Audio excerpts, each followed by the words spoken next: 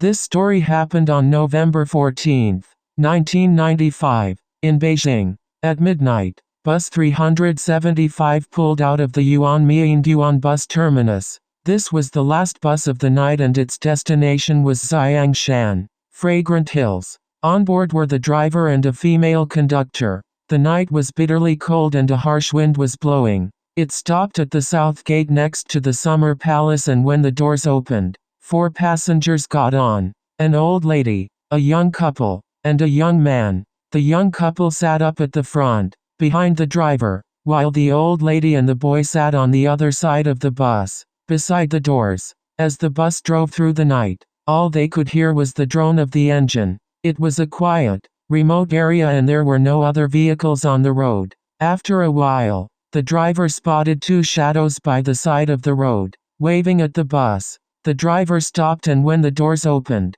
3 people got on. There were 2 men who were supporting a third man between them, holding him up by his shoulders. The man in the middle looked disheveled and his head was bowed, so nobody could see his face. All 3 were dressed in traditional Chinese robes from the Qing dynasty and their faces were deathly pale. The other passengers on the bus were scared and glanced nervously at each other as the driver pulled off and continued down.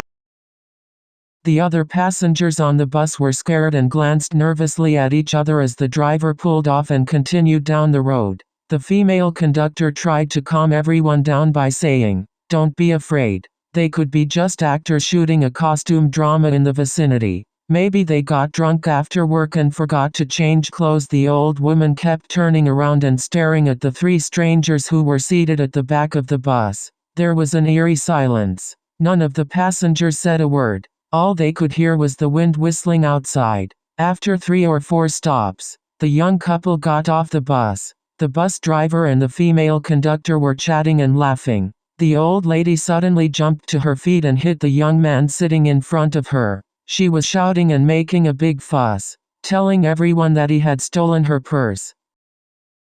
The young man stood up and started arguing with her, but the old woman grabbed him by the collar and demanded that the driver let them off at the next stop, so she could bring him to the police station. The young man was speechless. When the bus stopped, the old lady dragged the young man out. They watched as the bus drove off into the night and the old lady breathed a sigh of relief. "Where's the police station?" asked the young man. "There is no police station," the old lady replied. "I just saved your life." "What? How did you save my life?" the young man said, puzzled. "Those 3 people were ghosts," the old lady replied. "Ever since they got on the bus, I had my doubts about them, so I kept looking back at them. It so happened that there was a wind blowing through the window and I saw everything. It lifted their long robes and I saw that they had no legs." The young man stared at the old lady in surprise. He started sweating. He couldn't say a word. The old lady called the police and told them what she had seen. The next day, Bus 375 failed to report to the station. It had vanished along with the driver and the female conductor. The police searched the entire city but could find no trace of it. They questioned the old woman and the young man, but they dismissed their story and decided that they were mentally ill. That night, the Beijing Evening News and the Beijing News reported on the story. The old woman and the young man were both interviewed live on TV. 2 days later, the police eventually found the missing bus. It was submerged in the Miayan Reservoir, about 100 kilometers from Fragrant Hills. Inside the bus, they discovered 3 badly decomposed bodies: the bus driver, the female conductor, and an unidentified man. There were a number of other mysteries surrounding this case. The bus did not have enough gas to drive all the way to the Miayan Reservoir, and when the police opened the petrol tank, they found it was filled with blood. Even though the bodies were found only 2 days after they disappeared, they were very badly decomposed. Even if it was summer,